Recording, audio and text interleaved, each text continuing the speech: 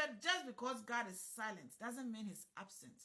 Just because you haven't seen any evidence of God answering your prayers does not mean that God has abandoned you. He will never abandon you. Trust me.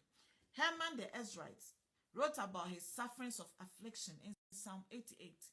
Read the entire chapter when you get a chance. He started off by acknowledging the fact that God is the only one who can save him. He started off by saying, "Oh Lord, God of my salvation."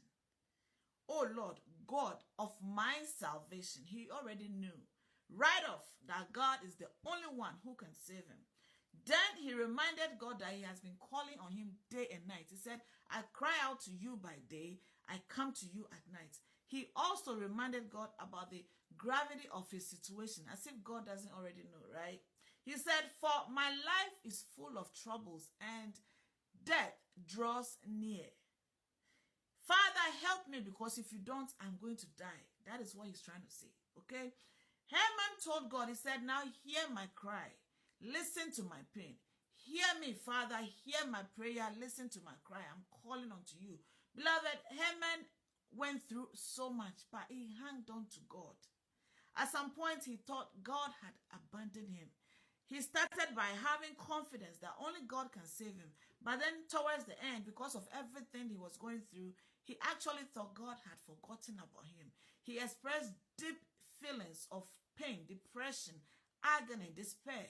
He expressed so much. He poured out his heart to God, not to a human being, right? When you talk to God, you don't need to hold anything back. Bring it all out. He already knows, right? That's what Haman did.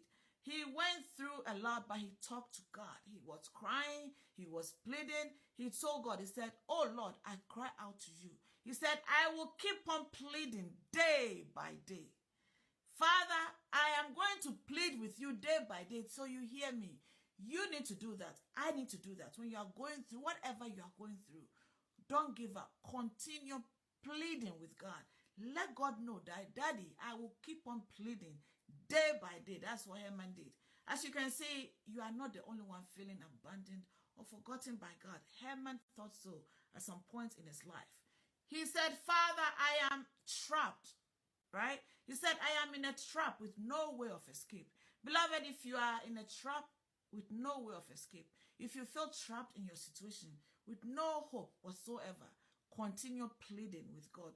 Continue calling on him. Pour out your heart and soul to him and believe that he will save you, because indeed he's the only one who can save you. Beloved, I pray that God will strengthen your faith in him so that you will continue trusting him, hanging on him, and not going to a human being for your business to be out there. Go to Jehovah Nissi. Hang on to him. Trust him. Don't give up.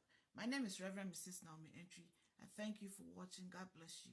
You know I love you. Goodbye.